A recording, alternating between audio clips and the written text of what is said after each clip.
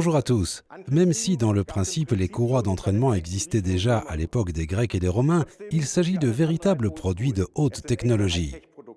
Pour quelle raison? La conception d'une courroie d'entraînement répond à des exigences spécifiques. Certaines fonctionnent dans l'huile, d'autres doivent supporter d'importantes fluctuations de température et d'autres encore doivent transmettre des forces de traction spécifiques, et ce pendant plusieurs millions de cycles de flexion et des centaines de milliers de kilomètres. Et elles doivent accomplir leurs tâches non seulement de manière sûre et efficace, mais également avec un minimum de bruit et de vibration. Les courroies ont donc fort à faire. Pour pouvoir répondre à toutes ces exigences, chaque nouveau produit est inspecté dans notre laboratoire d'essai R&D. Aujourd'hui, nous allons voir comment ça se passe en compagnie de Tim Fiss. Salut Tim. Salut Stéphane. Je te remercie de prendre le temps de nous rejoindre aujourd'hui. Nous aimerions savoir à quel type d'essai sont soumis les nouveaux produits avant leur mise sur le marché. Avec plaisir Stéphane, nous pouvons réaliser plus de 150 tests différents sur ce site et je te propose à présent d'en découvrir quelques-uns ensemble. Super, voyons cela. C'est parti.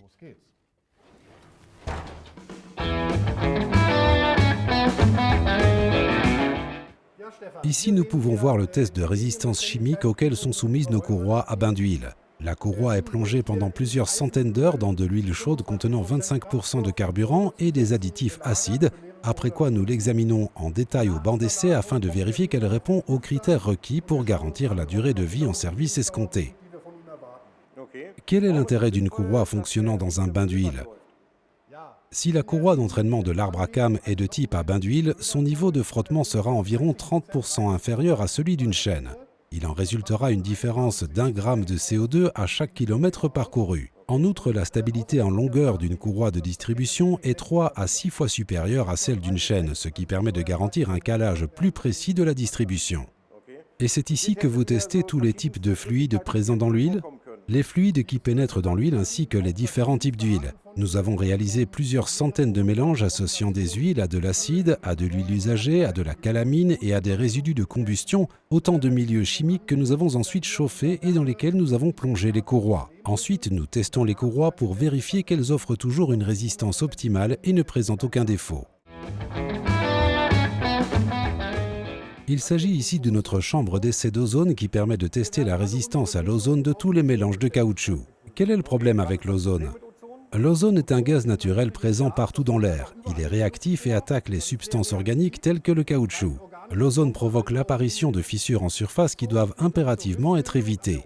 Et c'est la raison pour laquelle nous testons ici tous les mélanges de caoutchouc de nos courroies de distribution et courroies striées afin de leur garantir une résistance optimale à l'ozone.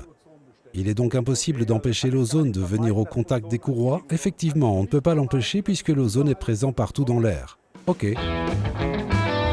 Voici notre essai de traction. La force de traction maximale que nos courroies peuvent supporter avant de se rompre constitue l'une de leurs principales caractéristiques, une marge importante étant généralement prévue pour que le mécanisme d'entraînement par courroie puisse continuer de transmettre une force maximale même après 10 ans d'utilisation. Ainsi, les courroies sont toujours conçues avec une certaine marge de sécurité. Oui, une marge très importante de manière à ce que la courroie puisse supporter toutes les contraintes auxquelles elle est soumise pendant tout son cycle de vie. Ok, nous allons maintenant déchirer une courroie et voir quelle force il nous faut atteindre pour cela. Généralement, une courroie présente une résistance à la traction supérieure à 35 kN ou à 3,5 tonnes métriques. De quoi soulever sans problème un sprinter à pleine charge. Ça représente un sacré poids, effectivement. Nous avons ici notre chambre climatique dans laquelle nous menons des essais de résistance au froid et aux basses températures sur des moteurs complets, y compris des moteurs de clients. Je vais vous montrer. Ah d'accord. Oui, c'est ça. Vous allez pouvoir vous épargner des voyages en Finlande car vous avez sur place tout ce dont vous avez besoin pour effectuer des tests comme si vous vous trouviez dans le Grand Nord. Exactement. C'est ici que nous procédons aux essais à basse température afin d'étudier les bruits émis par les moteurs. Nous avons eu l'occasion de tester un moteur de client qui ne faisait du bruit que lorsque le véhicule était resté stationné de nuit en extérieur par une température de 0 degré. C'est uniquement dans ce cas qu'il émettait un grincement pendant 3 secondes au démarrage, un problème extrêmement difficile à reproduire. C'est très spécial. Effectivement, c'est pourtant le but. Nous apportons ici le moteur du client et tentons de reproduire le bruit exact.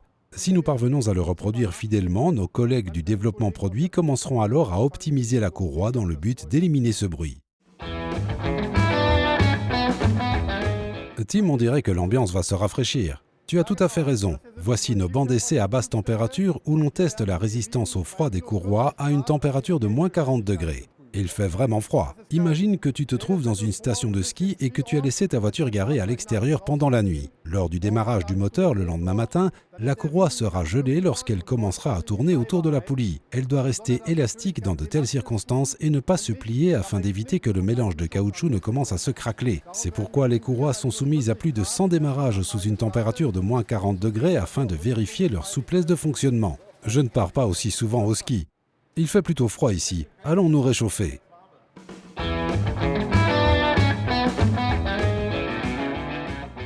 Ici, il fait nettement plus chaud car les bancs d'essai de notre département de test d'endurance fonctionnent 24 heures sur 24 et dégagent donc beaucoup de chaleur. Nous testons les courroies sur plus de 150 bancs d'essai différents et les exposons à toutes sortes de conditions, froid, chaleur, boue, eau.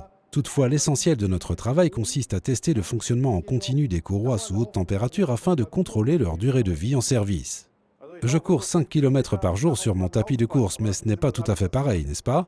C'est exact, nous courons sur des distances un peu plus longues ici. Nous cherchons à reproduire une durée de vie en service de 150 000 km en 150 heures. L'important, c'est qu'au terme du test, la courroie présente les mêmes types de défauts qu'après 150 000 km d'utilisation. Les courroies sont donc testées dans des conditions de surcharge car à défaut, nous serions obligés de les tester pendant des années avant d'obtenir le moindre résultat. Nous les soumettons à des forces et des couples plus élevés que ceux auxquels elles sont effectivement soumises. J'ai l'impression que je vais devoir augmenter quelque peu le niveau de difficulté sur mon tapis de course. C'est sûr, surtout si tu veux rivaliser avec nos courroies. Je ne suis pas sûr d'y arriver. Voici notre hydropulseur avec test de sensibilité au choc. Ici au centre, nous avons une chambre thermique sous une température de 150 degrés et une courroie de distribution qui a été sectionnée. À chaque impulsion générée par la pompe d'injection, la courroie de distribution est déviée sous l'effet de la contrainte exercée par la pompe. Cette situation est reproduite 20 fois par seconde dans cet essai de fatigue. Il s'agit en quelque sorte d'un test en accéléré. Exactement. Nous produisons environ 1,7 million d'impulsions par jour, or une courroie devra en supporter plus de 700 millions au cours de son cycle de vie. Ainsi, nous testons les courroies dans des conditions de surcharge en les soumettant à des forces accrues, puis nous en déduisons leur durée de vie pour des forces de moindre intensité.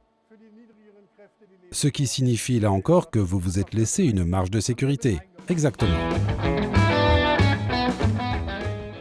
Voici notre banc d'essai dédié à la mesure du coefficient de frottement des courroies striées. La courroie est entraînée avec un grand angle d'enroulement ici et avec un petit angle d'enroulement au niveau de la deuxième poulie. C'est là qu'on augmente le couple jusqu'à atteindre un degré de glissement de la courroie de 100%. Tout est question ici de frottement et de glissement, exactement. Mais il vous faut obtenir un certain niveau de frottement et de glissement, n'est-ce pas? Exact. En fait, nous sommes confrontés au dilemme suivant. D'une part, nous souhaitons obtenir le niveau de frottement le plus élevé possible pour que la courroie puisse transmettre des couples élevés. Et d'autre part, nous aimerions que ce coefficient de frottement soit le plus faible possible pour que la courroie ne produise aucun bruit en cas de glissement. Nous devons donc trouver un juste milieu et le conserver tout au long du cycle de vie de la courroie. Vous venez donc de voir les différents types de contrôles auxquels sont soumises les nouvelles courroies de dernière génération avant leur mise sur le marché et leur arrivée dans votre atelier. Tim et moi-même espérons que cette vidéo vous a plu. Si tel est le cas, n'hésitez pas à la liker ou à la commenter. À la prochaine, à bientôt.